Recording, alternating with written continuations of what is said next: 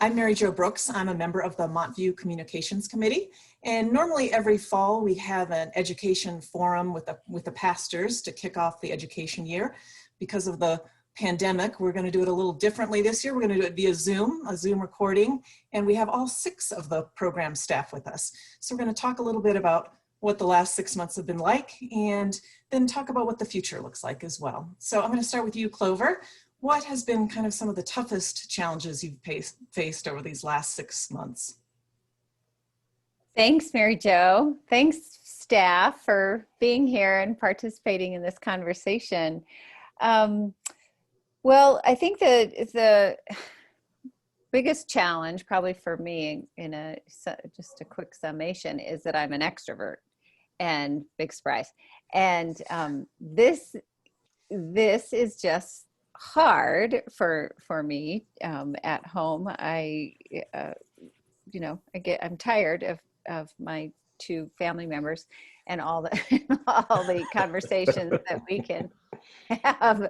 We've run out of topics other than dinner, but I really miss the creative energy of this staff, especially this staff, and the energy that we have with each other. We like each other. And Adam, we like each other. We're pretty sure Adam likes us, and I miss being together. I just miss the laughter and the fun of being together. But the creativity, the creative enterprise of this work it's been hard in that way. And I think we've done a great job as a staff to do what we do. I totally agree with that. Ian, what have been some of the toughest things for you over these past 6 months in terms of keeping Montview community together? Yeah, well, I'll take off where Clover left there with the staff. I just these guys, they make me laugh, and they it feeds me in my work, and so that's been really hard. And I think that's part of the main thing for me. I just feel like disembodied. I'm just out floating in space doing this work, and even as an introvert, so much of the really meaningful, powerful moments in my work that keep me going are in person. And it's it's either a baptism where we just met with the baptism families last night via Zoom. We're about to do an in-person, a live baptism, which I'm totally excited about. But Clover was reminding them and reminding me that we won't be holding these babies, And I went, oh, that's right. And to just feel the touch or a hug when someone's partner has died, or we do a memorial service, and even if that's in person, I'm 6 feet apart and I've got a mask on and I can't. So yeah, that's been part of the learning too, that I can't believe that I miss it that much. But this is not an intellectual exercise, what we do. It's embodied, and it's been hard. Sandy, how about you? Your work is with young kids. How in the world have you been able to cope the last 6 months? Well, it's been very difficult in terms of not having direct contact with them, not just seeing them in the hall on Sunday mornings and being able to say a quick hello and catch up and, have the children tell me what's the latest thing in their lives. So I definitely miss that. And I try to imagine them whenever I'm writing for them or trying to come up with something to record for them. I try to think of their faces. Another challenge has been, also as an introvert, that I've lost the markers in my days. So I don't have transitions that seem to demarcate work and life in general. So that's been an interesting challenge, to discipline myself without a commute and without, other things that I really appreciated and didn't realize until I didn't have them when this all started. But missing the children has been the biggest challenge, and their parents also. Adam, oh, go ahead. But, well, I just want to echo that. I think that's a really great, this piece of that we're, there's the lines are so blurry between, am I working now, or am I helping my son now? And we're available all the time, and that's always been the case, but it's even more so now. And so I just feel like it's weird to be, like I said, so disembodied, but still working like all the time. It's always on my mind. And I know that's the case for these guys, and it's frustrating. So I think that's a good point, Sandy. Adam, what's your, you've had to keep the music program going even when you can't keep getting choir together. Tell me about what has been some of the toughest things for you over the last 6 months. Well, the toughest has been dealing with Clover's extroverted withdrawal. But after that, she's like, let's hang out. I've been really talk to me, hard on Adam. you. Yeah, call me. You're like, Clover, you're on my porch again?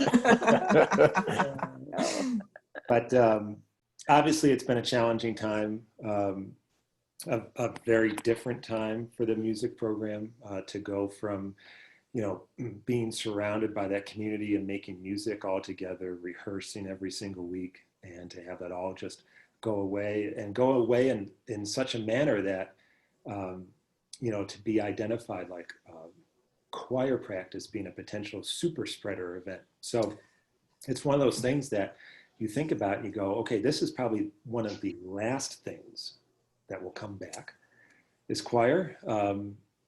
So that's been challenging from a personal standpoint, because you try to think that your identity isn't necessarily wrapped up in so much in your work, that your identity is bigger than that or more expansive than that. And this has revealed to me that, well, there's a fair amount of my identity that is indeed wrapped up in my work.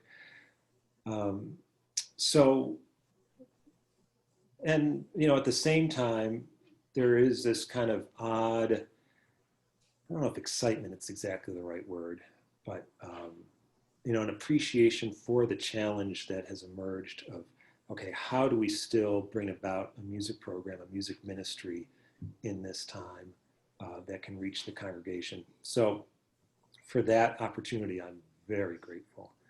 I don't want to think about how cranky I would be if I didn't have that opportunity. Yeah. I know early on you tried to, because the choir, all those members are so close and really become very good friends. You tried to do a trivia game early on to kind of keep them together. Have you been able to keep any other activities going just so that those friendships and folks can still kind of see each other via Zoom or whatever? Right. And that's, Mary Jo, you identified a big part of the choir experience, right? Westminster Choir in many ways operates as a small church within the larger Montview Church. So yes, making music and providing the kind of music element to Sunday morning worship is a big part of choir, but another big part is just that opportunity to be in community together and to just connect in a variety of ways. So we never missed a Thursday night in our season. We went right to Zoom. And at first it was a little awkward and weird, and then we kind of found our way, and we did do some fun trivia nights, and we actually did a couple of Zoom concerts just for ourselves, which was also special. And we took the summer off like we normally would, and then we came back a couple weeks ago, again meeting on Zoom Thursday night, but now with the understanding that, okay, we're not going to be back together still for a while, and it's important that we don't start to lose that just our music knowledge, right? Our ability to be a good musical choir. So now our Thursday nights are including fun stuff still, yes, but also, some of that kind of same type of work within music and sacred music that we would be doing on a normal Thursday night rehearsal. Terrific. Amanda, you have had to learn lots of new things in terms of keeping the youth connected. Tell me what have been some of the biggest challenges for you over the last 6 months? Well, the first thing that came to mind was just and I think I feel it both personally as well as within the youth program and, the realities of the world that we're living with now. And that is just feeling uncertain, like the challenge of the uncertainty of we try one thing and then the realities around us change, or we learn something new, different, and how to do that differently. And so there's this constant sense of the uncertain and adaptation and not knowing. I really love to have a plan and to know what the next 6 to 8 months are going to look like. And that's really hard to do right now. So for me, that's been certainly one of the greatest challenges. And then working with youth as we've all said, we miss each other. And these relationships are so vital in learning.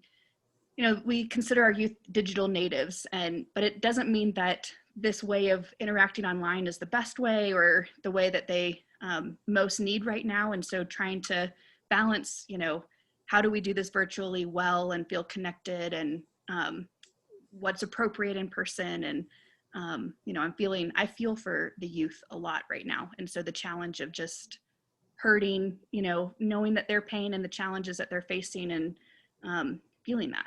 So I'm wondering, there's been a lot written about kind of this anxiety that everybody's feeling, but particularly youth, because there's so much uncertainty about their future. Do you feel in a way that it's almost, you have a bigger mission in these difficult times in terms of meeting the youth there? I do. I feel like there's something, not necessarily a new calling, but a new way of trying to figure out how to be in community together. You know, I'm on the one hand, sometimes I feel a little scared about like what are they experiencing, and what effect mental health wise does this have on our youth in particular. And in the other way, I also feel like youth can be some of the most resilient and creative folks. And so leaning into trying to find those spaces as well, and how do we lift up those stories and opportunities. Jason, much of your work involves dealing with the staff and the physical building of the church, and the finances. What have been some of your toughest things dealing with this last 6 months? Yeah, I mean, certainly navigating the research on communal transmission of this virus, and the safety protocols with and making decisions in collaboration with our coronavirus task force about how do we keep our staff safe, how do we make decisions about access to our building. Very difficult decisions for sure. I will also say that there's been a huge pivot on our staff, certainly amongst us, but all of our staff, to do ministry in a different way. In ways that we never imagined, 7 months ago. And that's both generative, new way to do, to deliver Sunday school, or Sandy, or how to do youth group, or as Adam already highlighted, how to do a Zoom concert. But so there's a generativity around that, but it's also, at least for me, exhausting at times, to respond to the ever-changing needs of the congregation, and to lead ministry in a different way. It's so, again, very generative, but tiring. The last thing I would say is, for some of our staff over in operations and administration, some of their roles have dramatically changed. And how do they respond to, 75% of my job has gone away, and now I'm needed to serve on the staff in a totally new, different way, and the reflexivity that some of our staff members have had to navigate. So yeah, those are some of the challenges from my view. Let me just also add a gratitude for this congregation. In terms of stewardship and the financial support, our giving remains healthy and strong, and we are incredibly grateful for the generosity of our congregation. There's no way we could have ever imagined that we'd be 6 months into this, and our giving is on the mark, is on target. So just huge gratitude for that. Yeah. Jason, I know lots of people, and we'll have fuller briefings down the road about the whole church, the capital campaign, but just briefly tell us a little bit what's been going on during this pandemic in terms of that and the work at the church. Yeah, it continues kind of full steam. Our Tribe of Architects, our architectural firm, has continued to do design, development, and architectural drawings. We're about ready to wrap up construction drawings so that we can move to permitting. Some projects have already started, painting the sanctuary, or some renovations to the elevator. Soon we'll be doing the repair work on the windows. Some of those projects don't require the same kind of permitting with the city. So we'll see some more real activity, more visible activity in the external spaces, as people drive by the church. But that doesn't mean a lot of work hasn't been happening behind the scenes, particularly in terms of architectural drawings and planning. Yeah. Well, Jason, you were kind of a good transition I want to not just focus on the tough stuff, but I want to focus on what have been kind of some nice silver linings or maybe some positive things that have developed over these past months. I know, Adam, I would feel like some of the most positive things I see are some of the amazing music, some of the talent you found in the church and out of the church. What do you see as some of the silver linings or maybe bright spots that have happened in the last 6 months? Well, certainly Montview at Home. I wouldn't suggest that it's replaced our Sunday morning worship experience in person, but it has been an incredible addition to our worshiping life together. And a silver lining from that in regards to the service as a whole is the fact that our worshiping congregation has blossomed to include people from all over the country, which is really incredible. You know, what be that some of our family members or friends, people that, you know, in my case, some folks from my previous congregation in New Jersey are now tuning in regularly to Montview at Home on Sunday mornings. And then of course, you don't know how far out that chain goes, right? And so that's really special because I've long thought that Montview has, I'm really proud of the ministering that we do here, and I'm feel very fortunate to be associated with this church, and have long felt that it's a message, progressive, you know, theological message of Christianity that deserves to go well beyond Denver. So to now have that opportunity has been a welcome silver lining. And more towards the music end of things, certainly it's been interesting to make music for worship with no one in the sanctuary.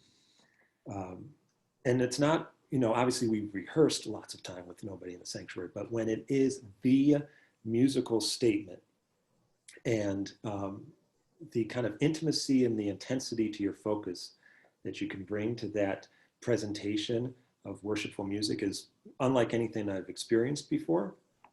And there have been some really special moments that have come out of that.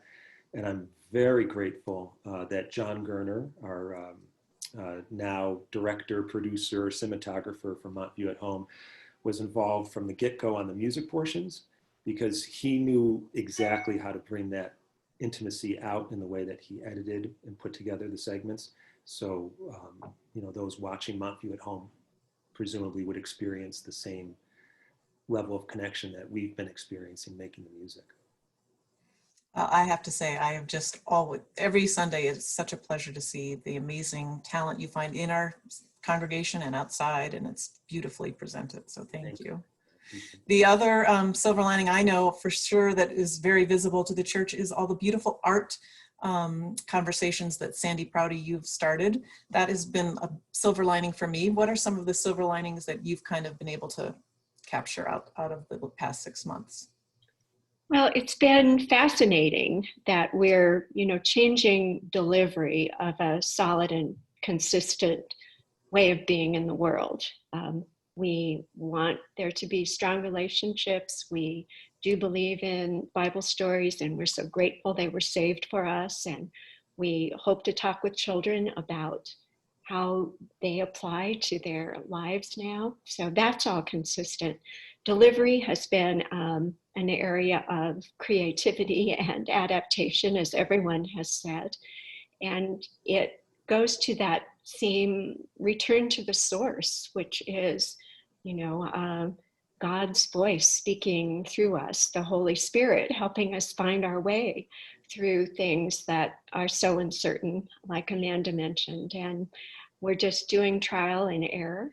And I'm so grateful for the team and for the support of the congregation to try things with us.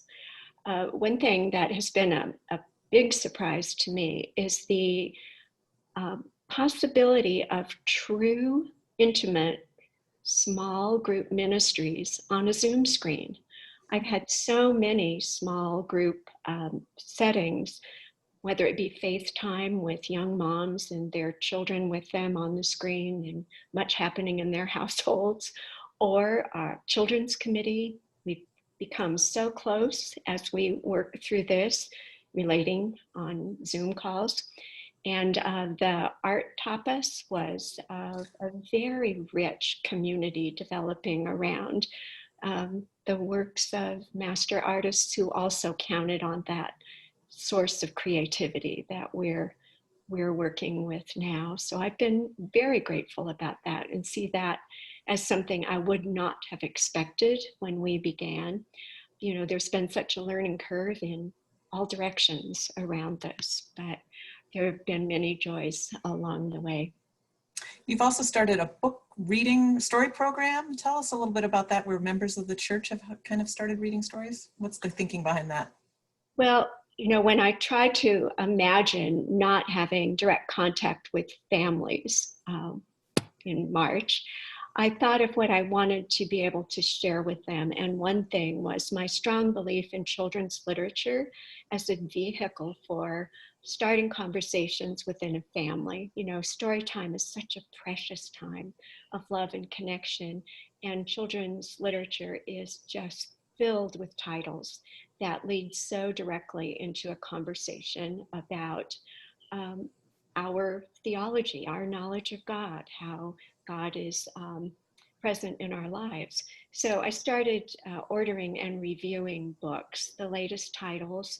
So I sort of do the first screen of this huge field of children's literature, then order some and do a reflection about how I see it as connecting to family life and family Christian education, because our parents have always been the main Christian educators in their children's lives. And it is just a matter of providing resources, and book suggestions was one of those, as well as a Sunday school lesson that's very quick and easy if they have time to do that, and some Bible story pages. So. Terrific. Amanda, how about you? What are some of the new ways you found connecting with youth, and some of the silver linings you found? Yeah, I've enjoyed the opportunity to be more creative and to the challenge that it poses in terms of how do we pivot to being online and to making those connections. And so a couple of things. One of the things that gave me the most joy this summer is we did put together some small groups. As you know, as Sandy was saying, it's not ideal, but there are ways to find intimacy and connection with Zoom. There's something about the screen being close up, and even being able to see into people's homes in a way that we wouldn't if we were all in the cellar. And so putting together small groups, and the first thing was we made little packets of activities to help overcome kind of the awkwardness of Zoom and be able to have some fun together. That's not just staring at a screen and having a conversation. And so the youth could get you know, little objects that would help play with game. They got balloons and things that we would do in order to facilitate games. But I delivered those to each of their homes. And what I thought was going to be kind of an overwhelming task, I really enjoyed getting to do the drive and seeing where people lived and how close some folks lived and how further apart others lived, and even being able to drop something off at people's homes. It's not a way that we were relating before. So that was definitely a joy. And then playing the games was it was hilarious. I mean, our youth are funny people. And so it was fun to kind of overcome the ways that Zoom can be a challenge and find ways to be silly and just kind of have a little bit of a break during the day. So I've really enjoyed just the opportunity to be creative, as well as opportunity that I think this time gives us to kind of evaluate what matters. So what we were doing before, why were we going into those questions of pausing and saying, why were we doing it that way? What is it that we need about what it was that we were doing to bring forward, and how do we need to do that differently, or does it look the same? And just kind of those core questions, and the opportunity to pause and reflect and to reevaluate, I think has been, I've appreciated that pause. So, yeah. Amanda, you have a big confirmation class this fall. Tell us a little bit about how that is going to work. Yeah, so it's a little bit of a work in progress still. We have 32 confirmands, potentially 35. So we are doing this solely online, and we'll see how it goes. But the small groups, as Sandy was saying, like that matters. So we're working on moving the groups into smaller cohorts so that hopefully we can facilitate more of that intimate connection. And we're going to have some folks from outside the congregation. So this is what the gift of Zoom can allow, is that we can work with people, for example, in North Carolina, who do contemplative practice really well and have been thinking about how this might work on Zoom with youth more than I have. And so they can be a part of what we're doing with confirmation and Zoom in with us from across the country. Who knows? I'm kind of thinking through, later in the year as we talk about worship, we could potentially connect with other worshiping communities, and everybody's online right now. So trying to utilize the gift of Zoom, so to speak, to facilitate both who we are as a community and what it means to be a community of faith and to be Montview, and so that our youth are getting that experience through confirmation, but also the gift of just what Zoom allows us to do that we wouldn't otherwise, to lean into that. So. Terrific.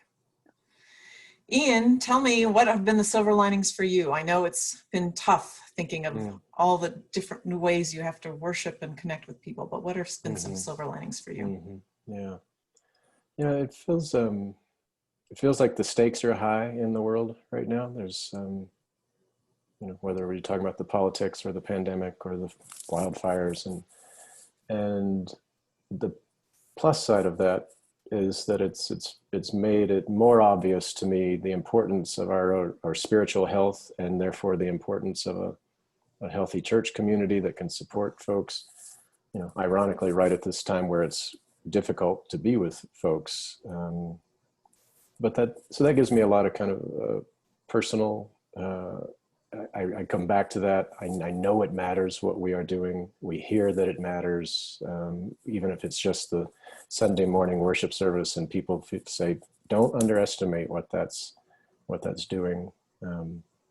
So I go back to, that's where I'm finding my energy. I do love that we are connecting in a wider way. I love the creativity that's required of us to do this in new ways, so there's a lot that's, there are a lot of silver linings to all of this for sure. But I also know that we're tired. We know our congregation is tired, and we long for the day when we can, go on to something new, but in also some ways that are familiar and into some, patterns that are, this is just really hard. And so we're aware that our congregation is hurting right now, and we feel a little, stuck or removed to do what we'd like to do. So. Clover, how about you? Well, one silver lining, and this is such a practical thing, but the adult education team had to pivot as well and think, and the staff, we were part of this conversation, and this idea of the theological tapas that really came out of the staff, but the adult education team drew on the resources of this congregation to put on classes of education, these small 3-week, generally a 3-week series by lay people. And so a lay person that has like Steve Kennedy's love for poetry, he could do 3 weeks on haikus and have 15 people take the class. That my assumption is we probably wouldn't have been able to schedule Steve Kennedy, and would those 15 people have taken that, that class, or Sandy's art class, or the groups on race and the exploration of racism and anti-racism. And so that this Zoom, this possibility of being creative and meeting the needs of the congregation. What does the congregation need at this time? And how do we how is the best way to foster You know, how do we foster that connection? We've used a line that a friend of mine who's in the tech world said, focus on connection over content and focus on presence over production. So don't worry about how great it is. You're connecting and you're being present for one another. And that's what people need and want. And I think we've done that. I mean, I think we think in that way. And we're so fortunate to have amazing laity and resources to help us do this work. It's almost an embarrassment of riches that we have in Montview Church in many ways. And so, so the silver lining is the creativity that has bubbled up and what we've been able to see, what we've been, the good that has been exposed in all of this. And I really like having meetings on Zoom because I just think you show up. I mean, it's not ideal, but you show up and then you get off and people don't have to drive and it's better in the environment. And I think there are all sorts of reasons not to go back to all kinds of meetings. Some you need to, but I think that's been a huge silver lining. I think we've broken the barrier of having to meet in person and have people drive from Thornton or, you know, wherever for an hour meeting. This doesn't make sense anymore. So that's good. And I do think a silver lining or something that has been counterintuitively positive is preaching in this time, as strange as it is to preach to a teleprompter to nobody in the sanctuary. We really preach with nobody else in the sanctuary at the Not even each other. Not each other. We're Make alone. the other. You got to go. Yeah. I'm going to Bye-bye. preach now. Everyone, even Even the the filmer camera has to person. leave. No, yeah, it's just us. Really? Yeah. So we just preach, you know, that's just our own thing, but that's what we want to do. So all of that projection of who I always have the ideal listener out there, the ideal hearer that I'm trying to imagine. Because usually when you write a sermon, you kind of have the person you're writing for in your head. So that's been really interesting to do that, to get used to being a preacher in that way and trying to bring energy to put out there and getting no energy back. So that's a challenge. So I feel like as a preacher, we've had quite a learning curve in this, and it's been good in that way. Yeah. I I'll jump imagine in the there. Vesper services have been helpful in terms of at least you get a little feedback. Yes. In this masked way, you just think their eyes say so much about how they're loving this. That was a decision we made at the first week when we had to pivot really quickly. We made the decision not to have church on a Wednesday. In fact, we went in, Clover was out of town, and went into that staff meeting thinking we were going to have church that Sunday and came out of it thinking we were not, or knowing we were not. So that's how quickly we had to move. And we decided from the first week to not just live, to have a camera that's watching us do church, but to actually talk into the camera and to say, we're gonna try to make this as honest and intimate and direct as we can. And I think it's been a good call. So that's why we don't even want the camera person in there or Clover in there, because Clover is too. We're trying to talk to the people on the other side of that camera in a real way. I mean, so I think it's been a good move. Yeah. Oh, I think it absolutely comes through. It feels very intimate and very personal. And certainly we all can't wait to come back into the sanctuary together, but there is something lovely about having you come into my living room every Sunday too. I mean, that does feel intimate. So I can't say enough about the great work that all of you are doing and the rest of the staff. And you're right, all of the members who have stepped up to volunteer their talents. It's been a tough 6 months, but I feel like there's also been a lot of wonderful growth things that have happened. So thank you all very much. Well, thank you. If I could say, we're so grateful for this congregation too, that has, stepped up to say, how can we help? And as Jason said, the financial support, I cannot imagine doing this if we were also worried about the finances and maybe we've got to let somebody go, or the challenges of that. to not have that stress is Yeah. such a gift. So Yeah. Well, thank you all for talking today. Thanks very much. Thanks, Mary Jo. yeah, appreciate it. Bye. Very good. Yes, we are grateful. Thanks, Dad.